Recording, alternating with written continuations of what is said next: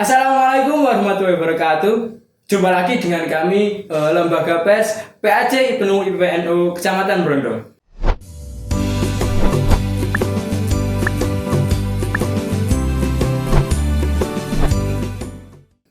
Jadi kali ini kita kedatangan tamu spesial yaitu Ketua Umum PAC Ibnu dan juga Ketua Umum PAC IPPNU Kecamatan Brondong. Selamat sore untuk Pak Faiz dan juga Mbak Titin. Selamat sore rekan. Ya, jadi kali ini podcast kita akan membahas seputar tentang PAC IPPNU dan juga IPNU versi dari ketua. Jadi seluk-beluknya gimana saja dan juga tentang tentang visi misi dan juga tujuan mau dibawa kemana arah PAC IPNU IPPNU Kecamatan Brondong. Jadi gimana nih Pak kabarnya PAC IPNU dan juga Mbak Titin PAC IPPNU Kecamatan Brondong di tengah pandemi seperti ini? Apakah kegiatan itu berjalan dengan optimal ataukah dialihkan sesuai dengan peraturan yang ada saat ini? Monggo Pak Faiz terlebih dahulu. Terima kasih atas waktunya sudah mengundang kita berdua pada sore hari ini. Kita sangat menyambut atas undangan rekan sekalian. Apa yang ditanyakan oleh rekan tadi, bagaimana kabar PAC apalagi di tengah pandemi COVID-19 ini, kita sangat merasakan dampak yang sangat luar biasa juga mengenai COVID-19, mulai dari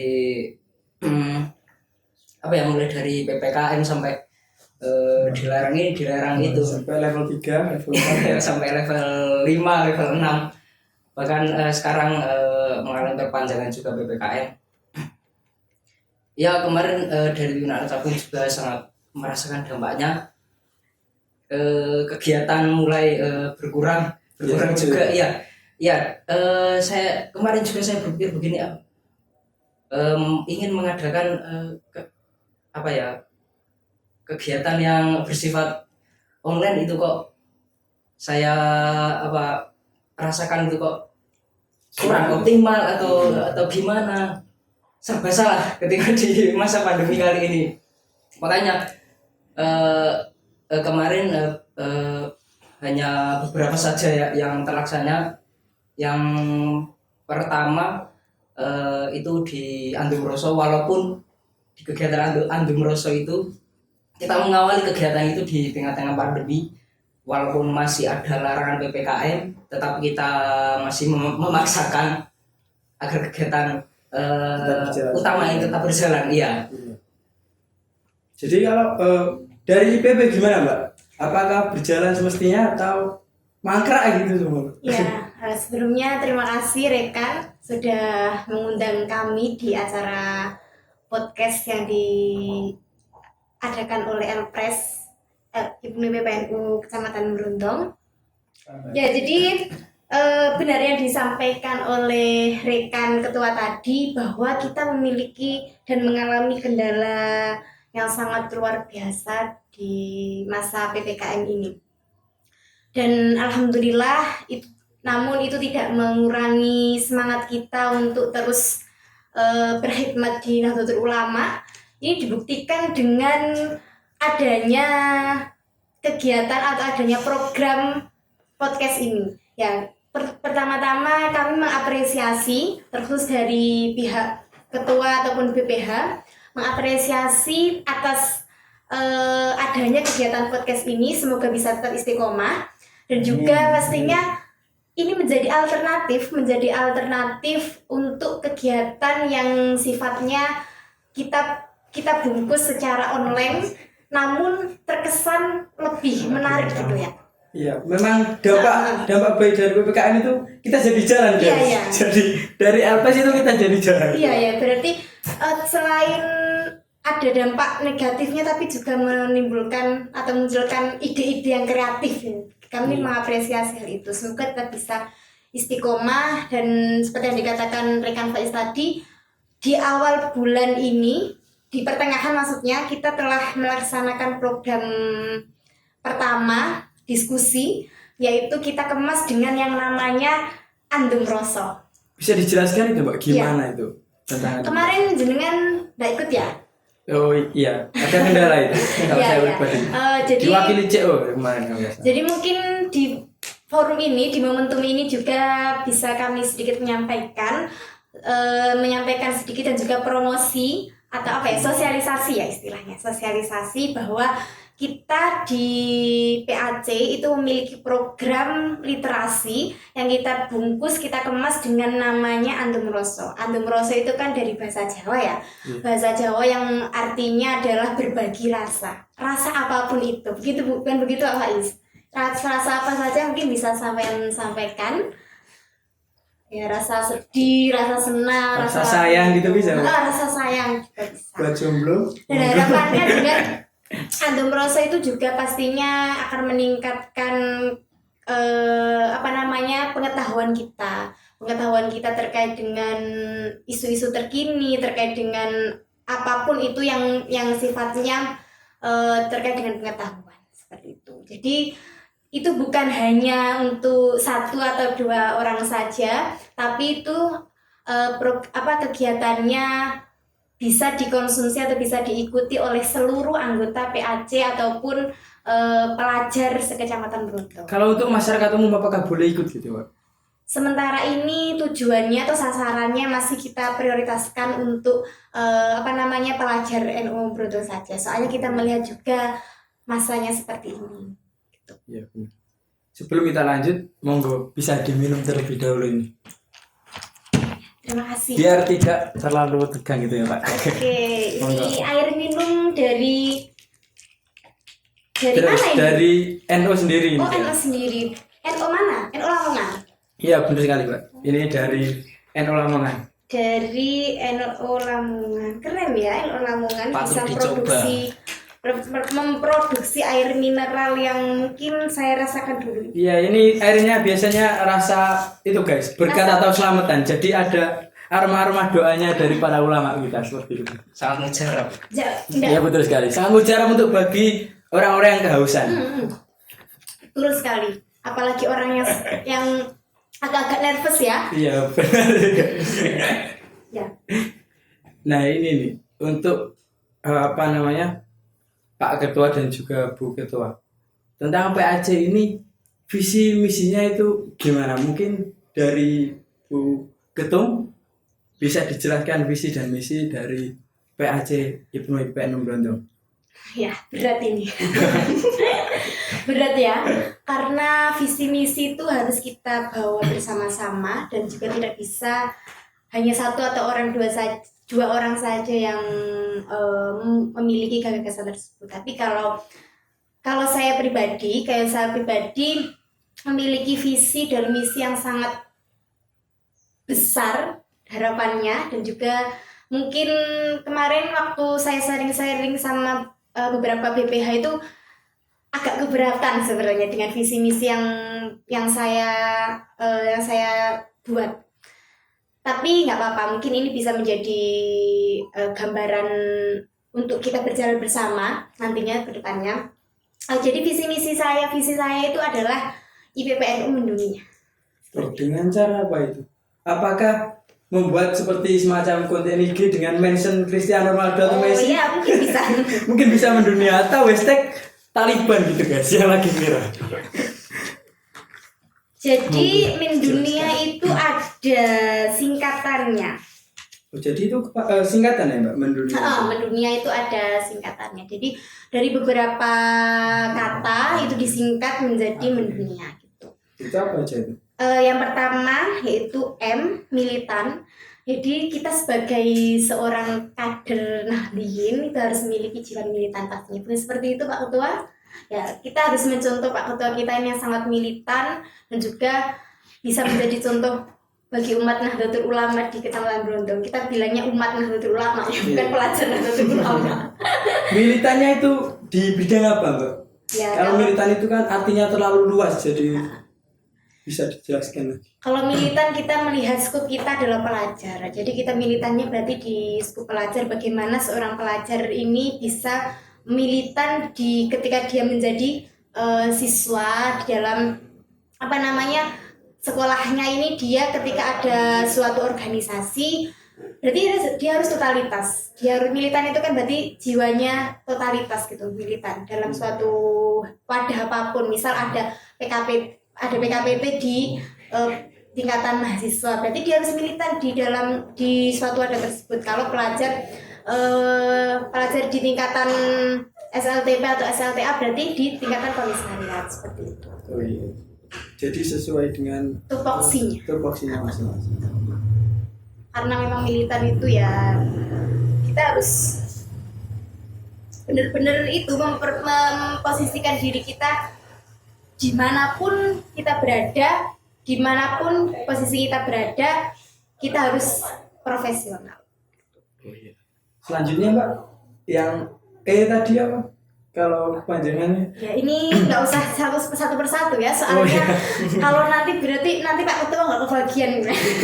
Jadi apa visi misinya sama gitu Pak? Ya berbeda lah, kita kan organisasi yang berbeda, tapi meskipun berbeda kita tetap satu frekuensi, kita tetap satu tujuan. Kalau dari itu Pak Ibnu gimana Pak Ibnu? Visi misinya gitu. Ya, kalau saya dari awal kita ditanya visi misi tidak ada ya. Kalau dari pribadi saya kalau pribadi saya itu punya visi misi komunikasi, kolaborasi dan kerjasama tim ya. Karena memang di dalam sebuah organisasi komunikasi itu sangat penting antar pengurus, antar semua pengurus lah, agar nanti tidak terjadi kesalahpahaman. Kolaborasi, nah ini kita ya berdasarkan saya lihat ya dari dulu kita belum pernah ada kolaborasi antara PAC dengan pihak luar. Iya, pihak luar. Kita sangat memerlukan itu karena memang supaya nanti kita tidak hanya berkegiatan berlingkup di PAC saja, tetapi juga bekerjasama dengan organisasi-organisasi yang lainnya. Oh, seperti itu. Jadi ini misalkan visi misi kan baru tertulis atau gagasan itu. Untuk mewujudkannya bagaimana? Apakah ada suatu kegiatan untuk mewujudkan seperti tujuan-tujuan yang disebutkan tadi, Pak? Dari Pak Ketua dulu. Misalkan dari tadi ada kolaborasi, ada komunikasi dan tadi yang terakhir, Pak? Oh iya, tadi saya belum. Kegiatannya apa? Mungkin caranya. Misalkan kita udah punya tujuan seperti itu. Tapi untuk mencapai tujuannya itu gimana caranya seperti itu? Nah, kemarin sebelum ini kita ada bincang-bincang sedikit ya. Kenapa nggak kita coba ya kerjasama dengan Karang Taruna. Nah, Karang Taruna Kecamatan Berondong. Nah ini mumpung Karang Taruna Kecamatan Berondong baru terbentuk kemarin. Iya baru terbentuk. Nah, ini adalah kesempatan kita supaya kita bisa masuk dan bekerja sama dengan mereka. Ya entahlah nanti memang kegiatannya belum terberikan kalau kita baru direncanakan. Iya baru depannya dapat berjalan. Selentingan. Kalau dari itu Pak Ketum IPP. Ya kalau jadi tadi kan hanya militan saja ya yang sudah saya sampaikan. Yang lainnya yaitu terkait dengan entrepreneur, nasionalis, berkeadilan, unggul, nahdlatul ulama, intelektual dan vokasi. Jadi ketika semua kata ini saya rangkum menjadi satu, ini nanti akan tujuannya sama dengan apa yang menjadi visi dan misinya Pak Faiz. Jadi kita tetap yang pertama kita harus menumbuhkan sifat militan dulu di dalam diri para kader-kader ataupun anggota IPNU PPNU sekecamatan Berondong, yang pastinya ini kita lalui atau kita lakukan dengan cara melakukan kaderisasi. Nah, kaderisasi sendiri yang ada di IPNU PPNU ini kan kalau formal berarti kan ada Makesta. Yang pertama Makesta, kemudian Lakmut, Lakut, dan apa? Ya, dan seterusnya itu ya. Nah, karena kita juga melihat kondisi dan juga kondisi di setiap ranting ataupun komisariat di Kecamatan Brondong ini yang tidak bisa kita samaratakan, dan juga melihat kondisi PPKM seperti ini yang tidak memungkinkan untuk kita melakukan berkerumunan, pastinya kita membuat cara atau alternatif lain untuk kaderisasi ini. Kita kemarin baru saja melakukan pramakesta di desa Sayulawas, dan itu ketika kita melihat dari standar operasional kaderisasi memang jauh dari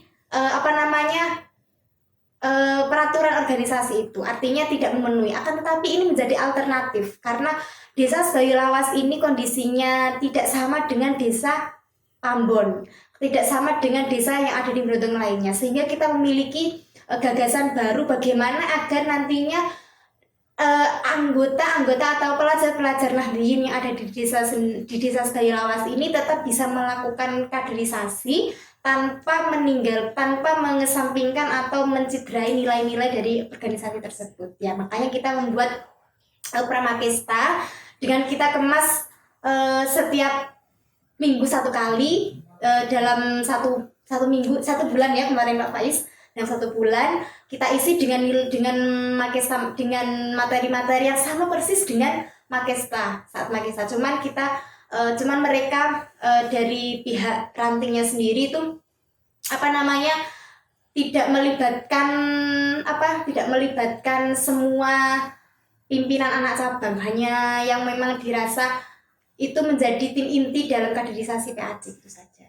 Jadi yang pertama tetap kita melakukannya dengan cara kaderisasi. Bagaimana kaderisasi meskipun di tengah pandemi ini tetap berlanjut tuh, agar nantinya tetap ada keberlanjutan dari kaderisasi. Kan tadi Pak Faiz ngomongnya terkait dengan komunikasi dan juga kolaborasi. Nah ini Mbak, saya mendengar tadi ada entrepreneur. Nah itu kan wirausaha. Jadi apa itu, usaha apa itu yang direncanakan atau sudah dilakukan oleh PAC? Ya, jadi di PAC Brondong itu kan banyak sekali bidang-bidang dan juga lembaga-lembaga. Salah satunya adalah bidang perekonomian atau apa sih? Badan usaha. Dan kemarin pada bulan Agustus awal itu alhamdulillah sudah meluncurkan atau memproduksi sebuah jajan cemilan yang sangat gurih sekali. Kemarin juga Rekanita Vita ini membantu untuk memproduksi. Lah ini kita jual di toko-toko kelontong kecil-kecil gitu, kita titip-titipkan. Itu adalah salah satu bentuk usaha kita untuk mengembangkan perekonomian di PAC Kecamatan Brondong. Oh iya. Ya terakhir nih Pak, mungkin dari Pak Faiz dulu. Harapan kedepannya untuk PAC IPNU itu seperti apa? Kalau harapan sangat banyak. Mungkin yang sekiranya bisa dilakukan melihat keanggotaan atau kader-kader dari Brondong seperti itu. Harapannya adalah kita tidak hanya mementingkan kuantitas, tetapi juga kualitas. Walaupun dengan kader yang sedikit, tetapi kualitas harus tetap terjaga. Dan juga ada harapan memang sudah terwujud segala ini dengan kegiatan yang seperti ini, kegiatan membuat podcast atau dengan memanfaatkan sosial media ya selalu ditingkatkan. Ya, terima kasih. Nah, untuk Mbak Ketum IPP Rekanita, gimana harapannya? Harapan apa ini? Untuk IPP kedepannya gitu. Ya. Selama menjabat ini apa? Ya, kalau harapan besar saya itu ya kita tetap bisa berkolaborasi dengan Banom-banom NO sekecamatan Brondong, organisasi-organisasi kepemudaan yang ada di Kecamatan Brondong, baik itu IMM dan juga yang lainnya. Dan selain itu yang terpenting adalah kita, karena IPPNU ini kan orang perempuan-perempuan semua ya, jadi kita juga harus bisa mulai menyadarkan kalau IPNU dan IPPNU ini adalah dua organisasi yang berbeda. Jadi kita selama ini itu menganggap bahwa IPNU IPPNU ini adalah satu organisasi, sehingga ketika IPNU membuat kegiatan, IPPNU ini hanya sebagai buntut saja.